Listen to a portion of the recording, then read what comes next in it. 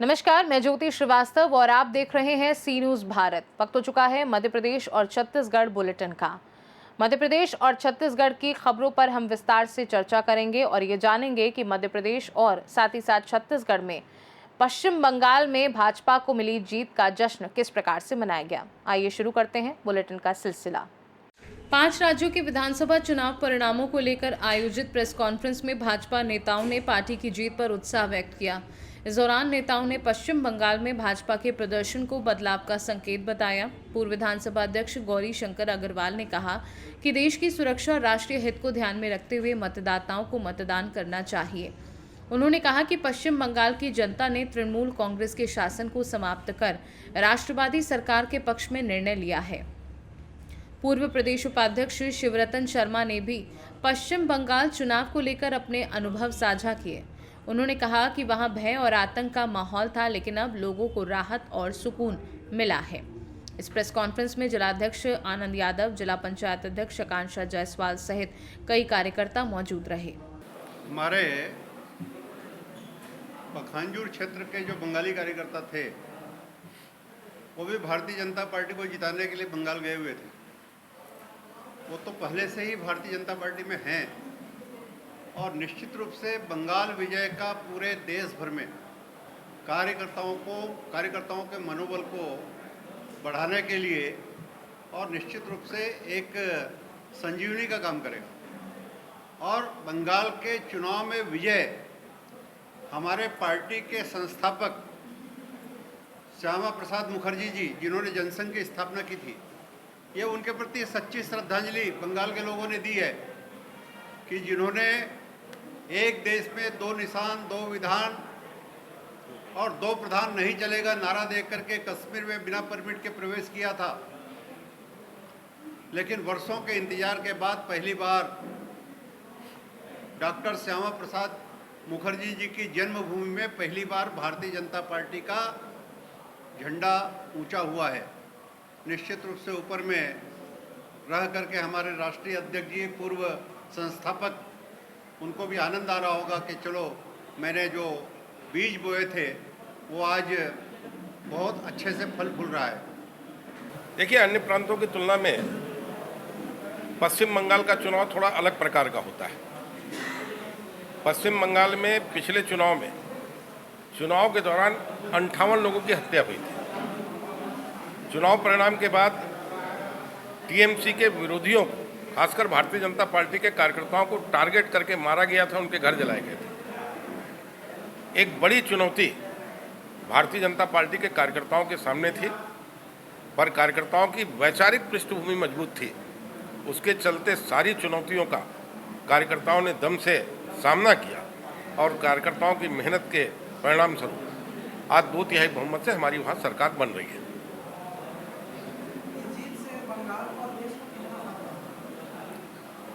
देखिए, पूरे देश में एक मैसेज जाएगा कि अति का अंत होता है। व्यक्ति कितना भी ताकतवर हो, अगर वो अधर्म के मार्ग पे चलेगा, अनीति के मार्ग पे चलेगा, तो एक दिन उसको जाना पड़ेगा। पश्चिम बंगाल इसका एक उदाहरण है।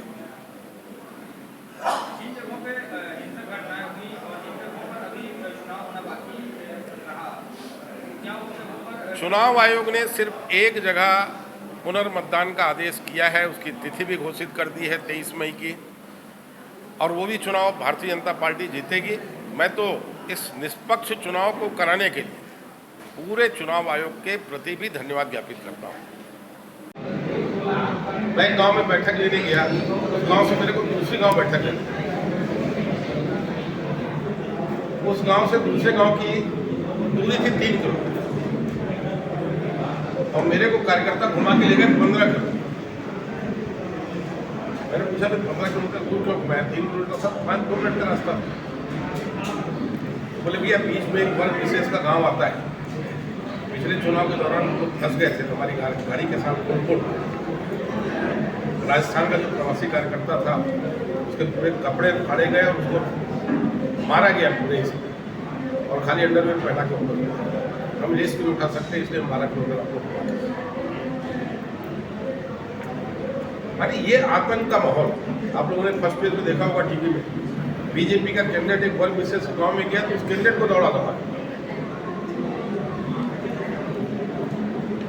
चुनाव आयोग ने निष्पक्ष चुनाव की व्यवस्था की, सेंट्रल की फोर्स उतरी, उसके चलते लोग मतदान करने आगे आए। और बंगाल का ये परिणाम आप ये कह सकते हैं युग परिवर्तन का काम उन्होंने किया है। 50 साल के शासन को समाप्त करके प्रगति की राह पर बंगाल आए, इसके लिए ये मतदान हुआ है। मैं पुनः बंगाल के साथ साथ असम में भी सफलता मिली, तीसरी बार सरकार बनेगी, पांडिचेरी में भी एनडीए की दूसरी बार सरकार बनेगी। बलौदा बाजार से सीनू संवाददाता बलदाऊ सिंह ठाकुर की रिपोर्ट। पश्चिम बंगाल विधानसभा चुनावों में भारतीय जनता पार्टी के शानदार प्रदर्शन और जीत के बाद जुन्नारदेव में कार्यकर्ताओं ने जश्न मनाया। शहर के श्यामा प्रसाद मुखर्जी चौक पर भाजपा मंडल के कार्यकर्ताओं ने आतिशबाजी की और एक दूसरे को मिठाई खिलाकर खुशी जाहिर की। इस दौरान कार्यकर्ताओं ने जय श्री राम के नारे लगाए और पूरे क्षेत्र में उत्साह का माहौल देखने को मिला। पश्चिम बंगाल में पार्टी की सफलता को लेकर कार्यकर्ताओं में खासा जोश नजर आया। भाजपा के वरिष्ठ नेता विष्णु शर्मा और राजेश श्रीवास्तव ने इस जीत को राष्ट्रवाद और बंगाल की जनता की जीत बताया। सर, काय का जश्न मनाया जा रहा है आज? बोलो तो बोल रहा है, मैं बोलूं? आप बोल दो, तुम बोल दो। आज भारतीय जनता पार्टी ने ऐतिहासिक जो विजय प्राप्त की है पश्चिम बंगाल, आसाम एवं पुडुचेरी में, उसका जश्न यहाँ मनाया जा रहा है। और जैसा आपको मालूम है कि स्वतंत्रता प्राप्ति के बाद पश्चिम बंगाल में पहली बार भारतीय जनता पार्टी की सरकार बनी है और अब यह सपना पूरा हुआ। जहाँ से माँ गंगा निकलती है गंगोत्री से, जहाँ गंगा सागर है, गंगोत्री से गंगा सागर तक भगवा ध्वज लहराने लगा है। आज के बाद भारतीय जनता पार्टी की सरकार बंगाल में अपना निरंतर कार्य करेगी और जो आशाएं भारतीय जनता पार्टी से बंगाल के लोगों को है और देश के लोगों को है, वो भारतीय जनता पार्टी अपनी जीत के साथ इसको पूरा करेगी। इसी को लेकर भारतीय जनता पार्टी नगर मंडल के जुन्नारदेव के कार्यकर्ता यहाँ उपस्थित है, बहुत प्रसन्नचित है और बड़ी खुशी का माहौल है कि आज सिर्फ खुशी, भाषण नहीं, सिर्फ खुशी और जश्न मनाने का माहौल है। वो जय जय श्री राम, जय जय श्री राम। 78 भारतीय जनता पार्टी को जनता ने इतना सहयोग किया सनातन के लिए कि आज पूरे भारत देश पे 78% भूभाग पे सनातनियों का झंडा फहरा रहा है और आने वाले समय में 100% इस भारत में सनातनी झंडा भारतीय जनता पार्टी का झंडा फहराएगा। जनता के सहयोग से जनता जाग चुकी है और अब इस क्षेत्र में भी आने वाले समय में इस जुन्नारदेव में भी भारतीय जनता पार्टी का परचम लहराएगा हर चुनाव में। जय भारत। जुन्नारदेव से कैमरा पर्सन सानू के साथ वीरेंद्र अग्रवाल की रिपोर्ट। मैहर जिला मुख्यालय के वार्ड नंबर 4 पटेरा निवासी गरीब परिवार पर दुखों का पहाड़ टूट पड़ा है। पीड़ित सागर साकेत ने सिविल अस्पताल मैहर के डॉक्टर दीपक तिवारी और आशा कार्यकर्ता हेमा त्रिपाठी पर लापरवाही, अवैध वसूली और अभद्रता के गंभीर आरोप लगाते हुए पुलिस को लिखित शिकायत सौंपी है। शिकायत के अनुसार 1 मई की रात सागर साकेत अपनी गर्भवती पत्नी लक्ष्मी साकेत को प्रसव हेतु अस्पताल लेकर पहुंचे थे। 108 एम्बुलेंस की सुविधा न मिलने के कारण फरियादी पहले से ही परेशान था। आरोप है कि ड्यूटी पर मौजूद डॉक्टर दीपक तिवारी ने इलाज शुरू करने के बजाय हीला हवाली की और मरीज को तड़पता छोड़ अपने निजी क्लिनिक चले गए। फरियादी का आरोप है कि आशा कार्यकर्ता हेमा त्रिपाठी ने डॉक्टर से साठगांठ कर ऑपरेशन के नाम पर 35,000 रुपये अस्पताल खर्च और 5,000 रुपये बेड चार्ज की मांग की। पैसे देने में असमर्थता जताने पर मरीज के साथ अभद्रता की गई। पीड़ित का दावा है कि डॉक्टर ने अपनी निजी क्लिनिक में ले जाकर कुछ जांचें की और गलत दवाइयां दी, जिससे महिला की स्थिति और बिगड़ गई। फरियादी सागर साकेत ने थाना प्रभारी मैहर को शिकायती पत्र सौंपकर दोषी डॉक्टर और आशा कार्यकर्ता के खिलाफ सख्त दंडात्मक कानूनी कार्यवाही और FIR दर्ज करने की मांग की है। क्या हुआ है भैया?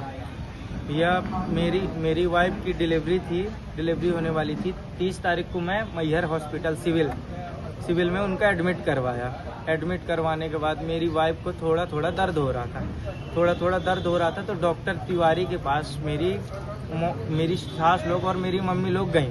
वहाँ जाके उन्होंने उनको बोला कि मैम सर थोड़ा सा चेक कर लीजिए। चेक करने के बाद वो क्या हुआ कि सर ने उनको अपने निजी क्लिनिक कौन में, सर थे? सर का नाम डॉक्टर तिवारी, उनके निजी क्लिनिक में हेमा त्रिपाठी द्वारा ले जाया गया और काय के लिए?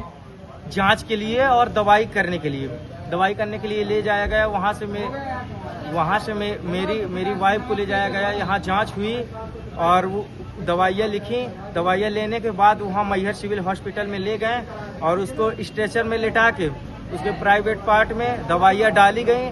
दवाइयाँ डालने के बाद उसके पहले मेरी पत्नी स्वस्थ थी। जैसे ही दवाई डाली गई उसके बाद उसको पीड़ना स्टार्ट हुई और जैसे ही उसको पीड़ना स्टार्ट हुई तो हमने बोला कि सर उसको देखिए, हमारी पत्नी को बहुत ज़्यादा तकलीफ हो रही है। तो उसके लिए उन्होंने उसके अंदर उनके प्राइवेट के अंदर हाथ डाला। हाथ डालने के बाद वो मेरी पत्नी की प्राइवेट पार्ट से ब्लड निकलने लगा। जब ब्लड निकलने लगा तो हमने थोड़ा कहा कि सर ये ब्लड वगैरह निकल रहा है, थोड़ा अच्छे से देखिएगा। तो वो वहाँ से चले गए। वहाँ से जाने के बाद जब हमने देखा उसकी वो क्या कहते हैं धड़कन, बच्चे की जो धड़कन है वो धीरे धीरे कम होने लगी। नर्स ने बताया हमें। जब हमने बोला तो उन्होंने जाके सीधे सतना सरदार वल्लभ भाई पटेल के लिए रिफर कर दिया हमारे वाइफ को। रेफर प्राइवेट अस्पताल से किया गया कि सरकारी अस्पताल से रिफर किया गया वो सतना के लिए, जहां से हमने रिफर का कागज मंगाया।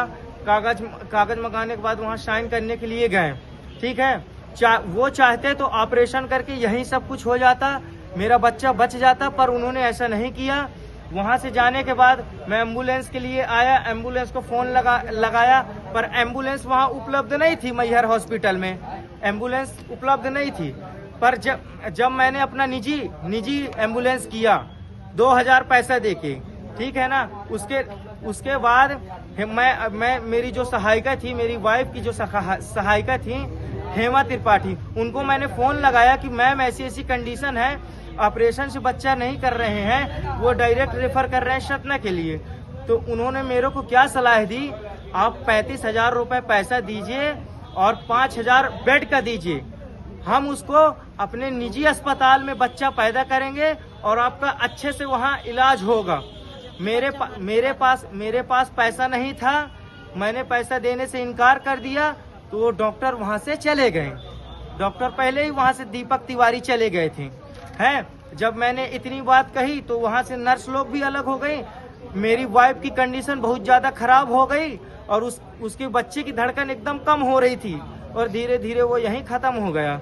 डॉक्टर तिवारी चाहते तो उसको बचा सकते थे, पर उन्होंने उसको बचाने का प्रयास बिल्कुल नहीं किया, बल्कि पैसे की मांग की, जो मैं नहीं दे पाया, जिसके कारण मेरे बच्चे की मृत्यु हो गई। और यहाँ से फिर रेफर कर दिए गए कहाँ, सतना के लिए। तो सतना में वहाँ मेरा बच्चा ऑपरेशन से हुआ जो मृत पाया गया। ऐसी घटना हुई है मेरे साथ। क्या चाहते हैं? मैं उचित न्याय की गुहार लगाता हूँ मैहर कोतवाली से कि मुझे न्याय दिलाया जाए और मेरी घरवाली को अगर कुछ भी होता है तो उसके सभी जिम्मेदार ये मैहर हॉस्पिटल के डॉक्टर दीपक तिवारी और हेमा त्रिपाठी, इसके जिम्मेदार सब यही लोग हैं। मैहर से सी न्यूज़ संवाददाता मुनेंद्र कोल की रिपोर्ट। नर्मदापुरम जिले में इन दिनों गेहूं उपार्जन का कार्य तेजी से चल रहा है। किसानों को किसी प्रकार की परेशानी ना हो, इसके लिए जिला कलेक्टर सोमेश मिश्रा लगातार कृषि उपज मंडी स्थित गेहूं उपार्जन केंद्रों का औचक निरीक्षण कर रहे हैं। निरीक्षण के दौरान कलेक्टर ने केंद्रों पर उपलब्ध स्टॉक और खरीदे गए गेहूं की गुणवत्ता की गहन जांच की। उन्होंने केंद्र प्रभारियों को स्पष्ट निर्देश दिए कि शासन की गाइडलाइन के अनुसार केवल FAQ गुणवत्ता का गेहूं ही खरीदा जाए। कलेक्टर ने स्वयं ट्रैक्टर पर चढ़कर गेहूं का सैंपल भी लिया। जांच के दौरान सैंपल में मिट्टी और अन्य बाहरी सामग्री पाए जाने पर उन्होंने संबंधित गेहूं को तुरंत साफ कराने और सफाई के बाद ही पुनः उपार्जन केंद्र पर लाकर खरीदी करने के निर्देश दिए। निरीक्षण के दौरान कलेक्टर ने गेहूं के त्वरित परिवहन पर भी जोर दिया और स्पष्ट किया कि किसी भी स्थिति में नॉन FAQ गुणवत्ता का गेहूं खरीदा नहीं जाए। नर्मदापुरम से सीनू संवाददाता संतोष चंदेल की रिपोर्ट।